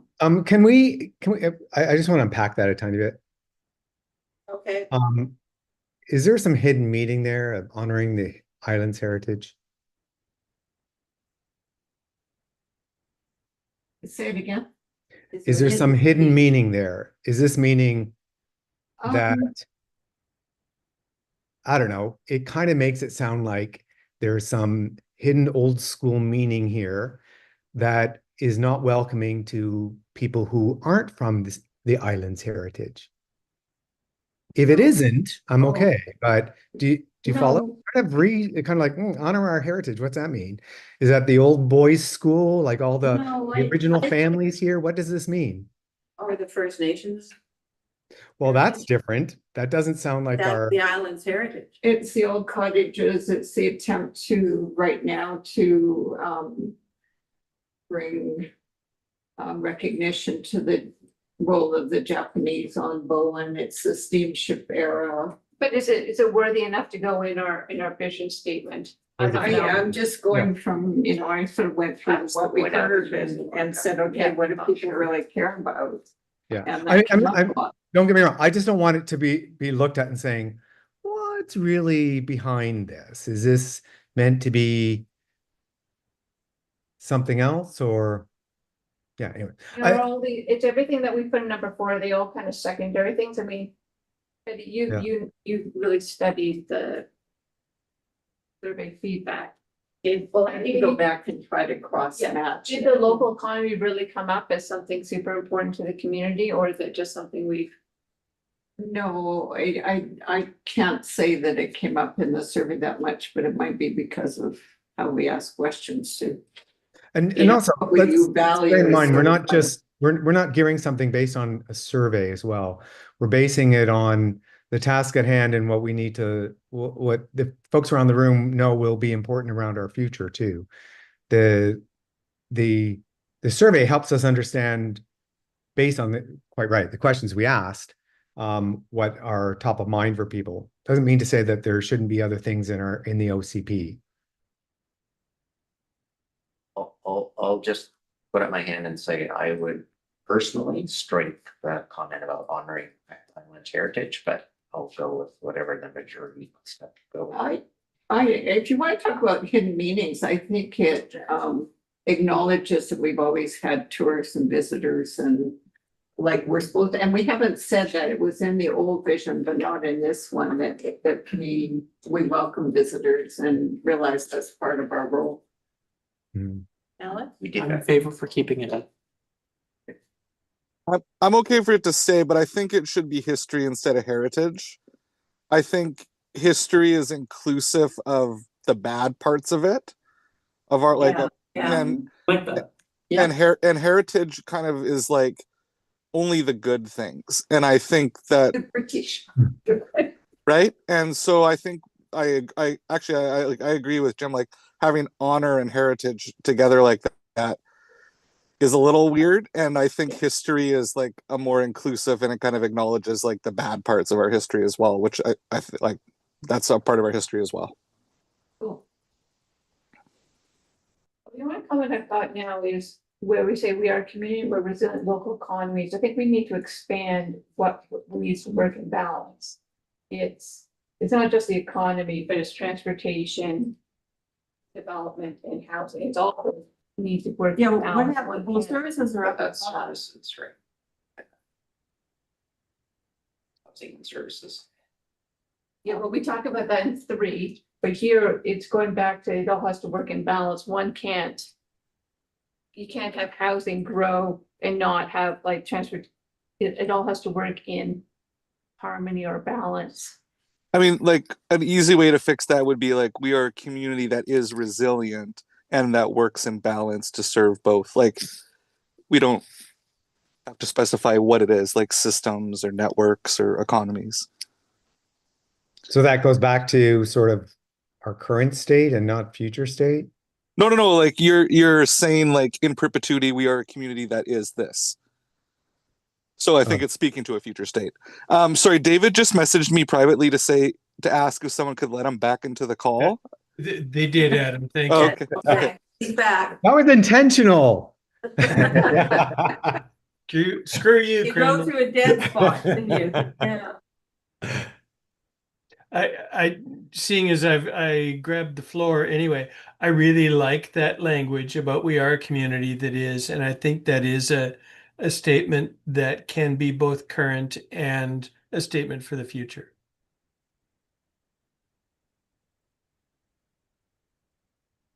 Your community that is resilient, works and balances of both.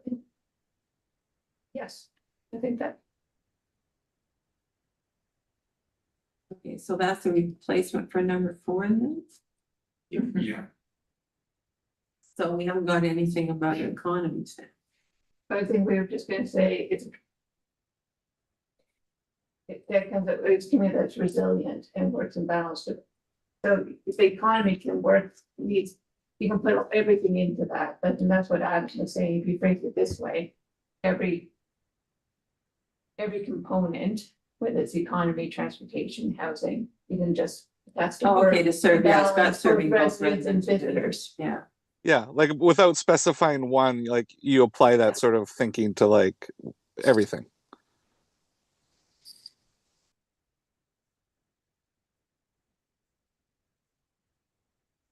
We're doing Thank you for asking. We do have another meeting, following this, so we can't go over. okay. But we have gone over, we can't go past 5:30. But I think this is, I think to have gone this Yeah. far, I think it's. And while we're talking about the local economy, if any of you are business zone, you're coming, we do have the business summit on Wednesday. That will be about the circular economy. So I think, yeah, are we happy with this at least to sleep on? Yeah, I think Has it's it come a long way. Well, do you want to just take that and email it out to all of us and we can think about it over there? Kirsten hasn't been involved and Shauna hasn't been involved, right, in this meeting? Can we quickly, China. can we quickly go around and ask everybody if they feel, is there anything missing, any component or anything? I'm so wondering if the fourth statement is sort of putting two not quite together pieces together, whether it has to be two separate ones.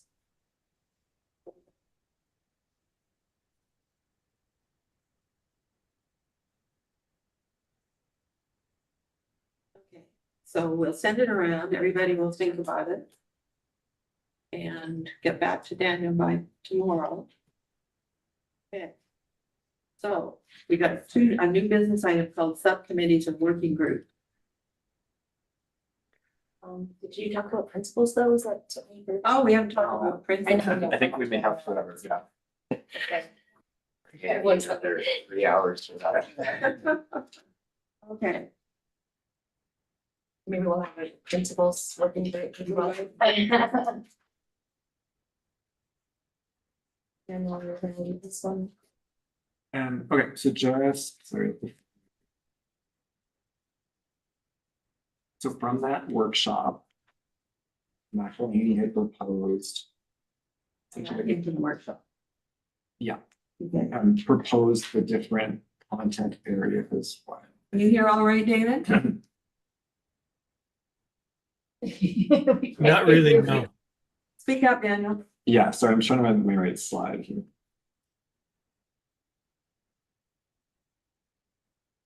Well, Okay, this is what came out of the McElhaney workshop was the OCP content areas in these 5 content areas. And so what we had discussed doing is forming subcommittees for committee members interested in delving deeper into some of the specific topics. And I was with the idea being that the subcommittees would essentially meet amongst themselves to discuss these issues in between our monthly meetings. And then as we moved into drafting, that they would be able to play the lead in revisions or comments or policy work on those specific areas. so one clarifying Yeah. question. We've got sections in the existing OCP. Are they intended to replace those with these? Yes. Yes. So this is turning into be a total rewrite, not an update. If we're changing the actual section. I mean, definitely a reorganization of them.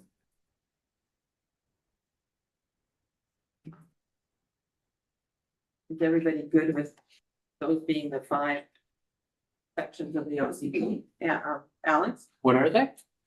Housing for all, resilient and circular economy, sustainable transportation and mobility, environmental stewardship and green growth, and inclusive community well-being. I know we've got transportation there now, and I guess we've got a residential policy, so maybe they're not that different. No, I don't think they're too different. Like, I think it's consistent with like what we talked about at the very beginning of this process of like taking the very wordy and big OCP and We gotta cut it down. yeah. So I think that these make sense. You know, like personally, I would just prefer if it just said like housing, economy, transportation. Yeah. Can I make a suggestion then? Because I was going to sort of say similar thing, Adam, is that let the groups sort of think what is the better bucket name for it? And, or at least ideas, because, you know, I was starting to, I went, no, don't play with the word yet. Let a smaller group discuss that as the bucket. Yeah. But I don't think it would change the content. No, I just think like unnecessary description at this level. Yeah. Okay. All right, so we just send around an email and everybody can come back and say which working group they want to be on? Well, I've got a few questions. How many people do we need on each? Is it 3 people per? So subcommittees, you can rein in people from outside the group. So I think an important thing at this level is to have the 1 or 2 people be leads. You agree with that? I'm happy to do housing and transportation. Councilor Jones has his hand up. Okay, Alan? Happy to do housing and include, last one, community inclusion. Inclusive community well-being? Yes. Okay, sorry. Put you down for that one. The environmental stewardship and good. Plans. All right, I think we should give Kristen circular economy. Because she's on the economic development committee. So what happens when you don't show up? Yeah.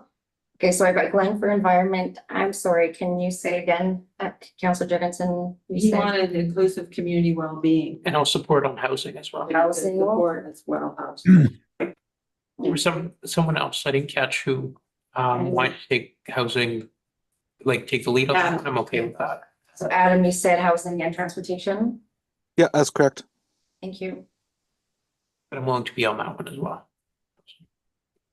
And Glenn took environmental green.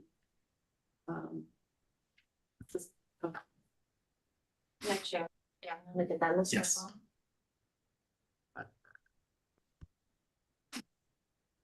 Can I be involved in transportation? Yeah.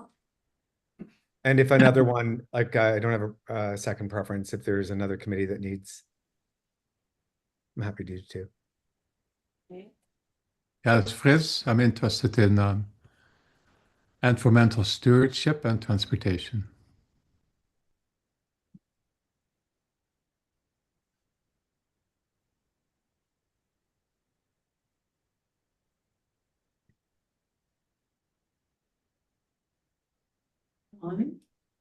Housing and resilient and circular economy.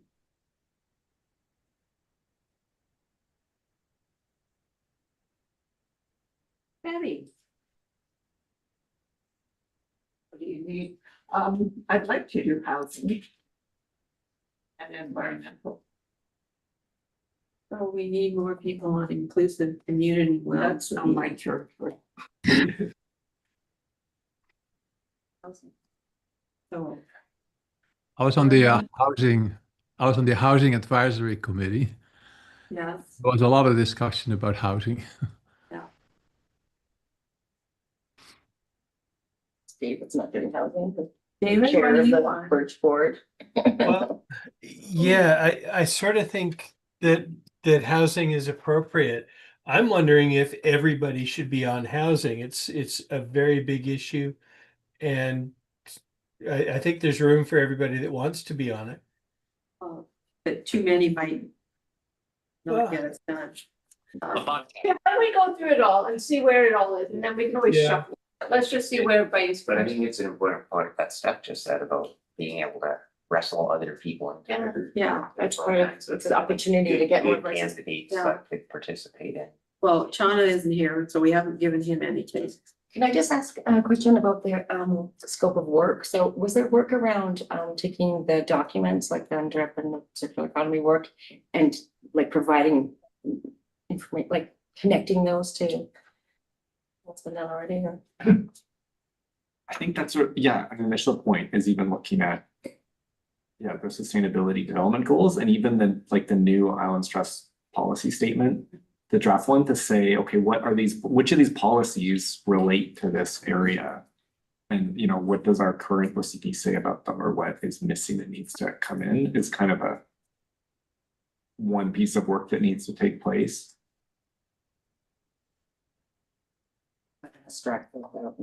And we could script somebody from the business community for the economy one. Mhm. Nobody wants to have any well-being in the community except Councilor Durban. Well, I was thinking about that. Councilor. David, would you like to join me on that one, on the well-being one? Yeah, I was hoping to get a word in edgewise on that. Absolutely, Alex. Thank you.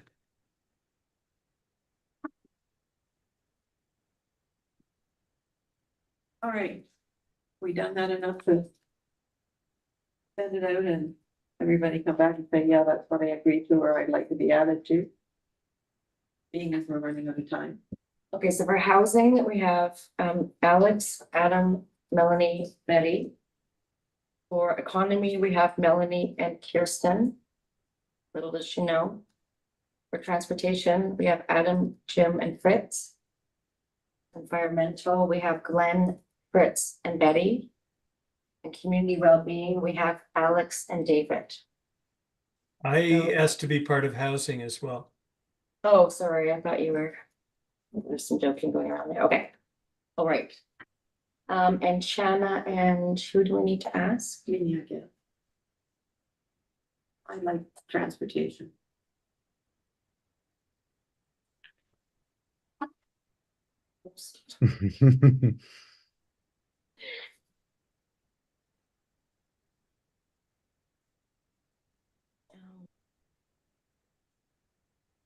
Okay. We leave it at that because we're running out of time. Okay. Okay, so information items. Item 7.3. I would like to suggest that somebody propose a motion that item 7.3 not be received by the committee. Guess that's my motion. Melanie, can I second that? No, I have a question about it. There's. I think just. A point. A simple point made by that letter that I think is worth of consideration. So I don't know whether I can make that without receiving the document. I can make that comment, but then.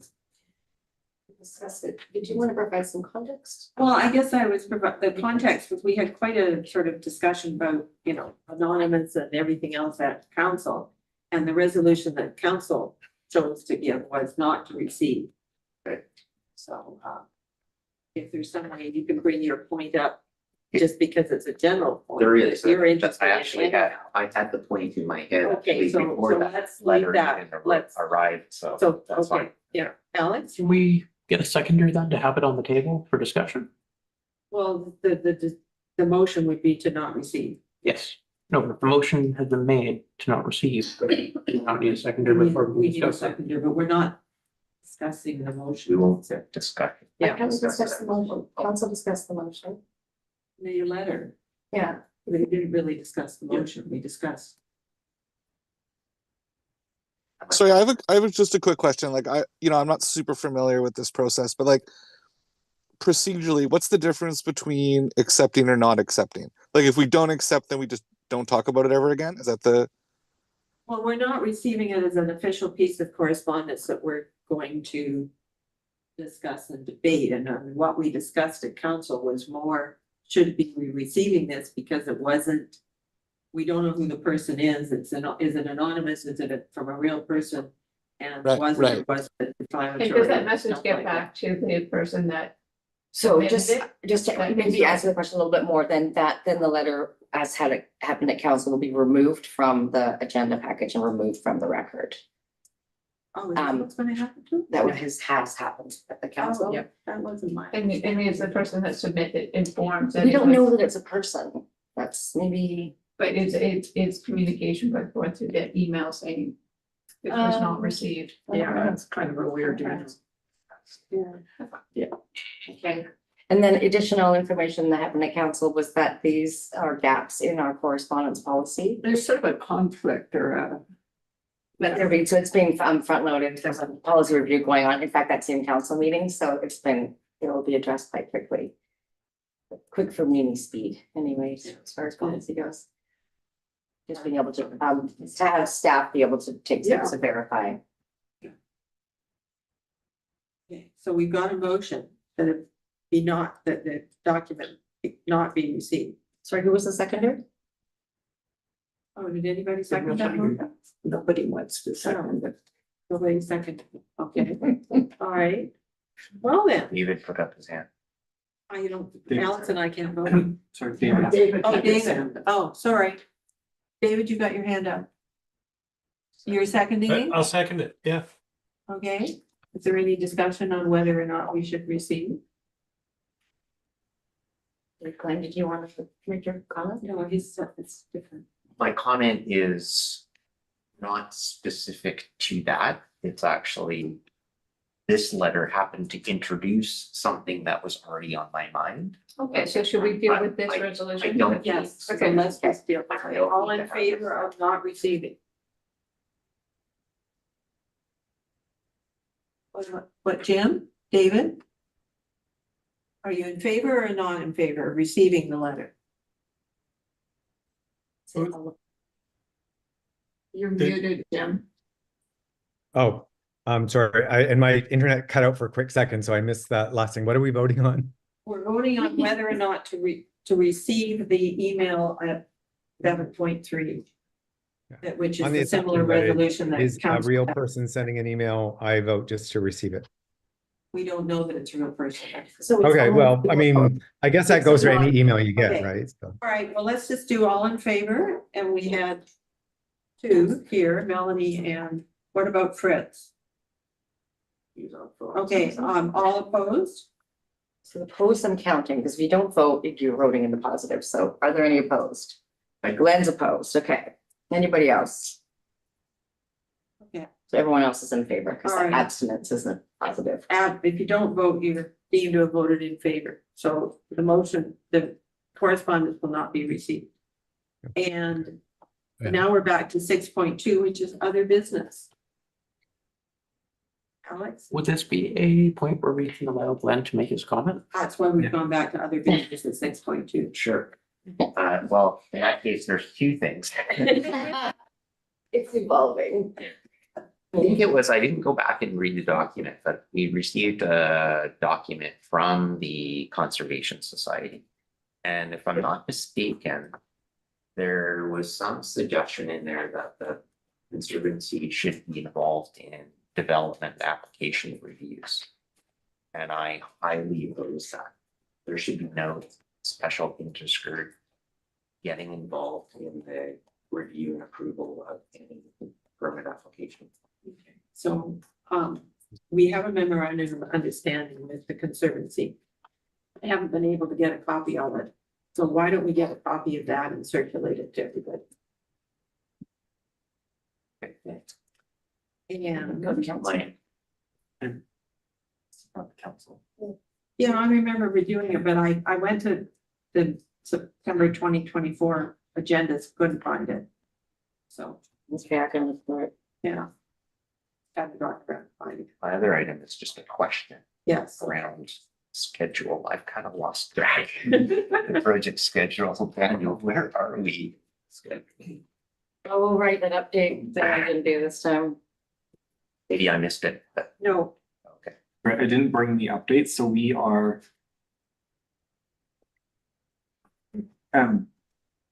the anticipated schedule would be McElhaney bringing the draft in January. At which point it becomes review from the committee, review from council, to send back revisions on the draft. And then it's moving into a public consultation on that draft document. And so I think we went over it at the workshop, and so I think their sort of target is like spring break-ish time. So it's like March for. Sorry, maybe my Yeah. mind is wondering, a draft of what? Of the OCP, of the policies, full- the full, the full? yeah, Okay, so. So that's by the spring break. yeah, So what are we gonna get in January? draft. Oh, and then we're gonna go out for consultation? Yeah, so the proposal essentially is the big draft comes to staff. Yeah. and the committee, and then the mayor's asked as well that it come to council. Yeah. To review, to provide comments, to have a revised draft. So the revised would be by the end of March, And the revised is what goes out for the public. at the end of March. Yeah. Question? Yeah, go Um, ahead. Jen. I, for some reason, thought that we had made a commitment to go back to council at sort of the vision stage to get some at least working endorsement of where that vision goes. Is that correct? Daniel? I know we've talked about it. I can't recall either.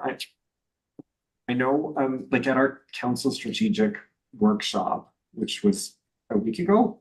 Yeah. I presented the update of the progress with council. Going over some of the information that McElhaney had shared, just in terms of like project outline and proposed outline of the OCP. So we could look at that and inquire with the mayor about coming just with the draft vision principles, like if that's. Yeah, that's what, like, once we've sort of landed on a draft, because it becomes sort of that overarching framework for the rest of the document and content, that we at least know sort of, yes, you're going in the right direction with this. We can always go back and revisit it again, but just so that we're not, so that we at least know that we're heading in the right direction. I know their original work plan only had us taking it to council when it was ready for public consultation. And now we've added taking the first draft in January to council, and that wasn't in the original work plan. Oh, okay. Well, then if it's the first draft, then sure. Then I guess with the vision as well. Okay. And because this is an open meeting, and when Alex and I are reporting out at the council meeting, we can provide a copy of the vision statement. Part of that report out. Okay. Sure. Okay. All right. We. Next meeting, Yeah. Tuesday, December 9, 3 p.m. Tuesday, December 9 at 3 p.m. Yeah. Councilor Jurgensen? It's really, so any work to be done between now and then? Yes, it has nothing to do with me. So enjoy. So we will circulate that subcommittee Yes, list, tomorrow. and then the expectation would be that people in the committee are coordinating between themselves in terms of meeting virtually or in person. And with the target, as you know, initial goals can be looking at the Islands Trust draft policy statement, the sustainable development goals, to see what the range of things that would apply to your subcategory are. Yeah, put this all in the email. Yeah, what, Alex? Are we allowed to use the OCP mailing list to coordinate as well? You are, but that might not be as efficient as labeling it down. I did send a list at the beginning of this process of your individual email addresses, but I can resend that Okay. tomorrow as well. In that same email, so you can figure out who your group is and create a little. Are we allowed to verbally ask anybody on island to participate, or is it? Yeah, that's how how we've done it in open the is past. Yeah, okay. Yeah, I'm looking to you because weren't you on? Well, I know the Economic Development Committee does it a lot. We used to do it a lot. with working group. Working groups, yeah, some park stuff. Transportation, wouldn't you be out meeting with, when you were doing the transportation plan, didn't you have those subgroups that I don't remember inviting people in, but that's cool. We can Yeah. invite people in if that's what it is. You want, the more the merrier. Is that right? The more Is the this- merrier. It's an opportunity to get this is like the engagement piece. This is where Yeah. we need you guys to spread. And your can we go tentacles on and- social media and say, hey, this working group's forming, or does it need to be? I know. It's like my heart's still going. Okay, fair. Kind of Okay. social media. No, you want it. Brian, I think. Okay. I mean, if you put some kind of like trying to gauge interest, but maybe without saying this is a municipal project and this is what's going on, because if that piece hadn't had the council. Yeah. Or maybe you can just You've think about the answered- question a bit. You've answered the question. Okay, is there any other business? Somebody's gonna make a motion to adjourn. Okay, all in favor of adjournment? Meeting goes. Thank you.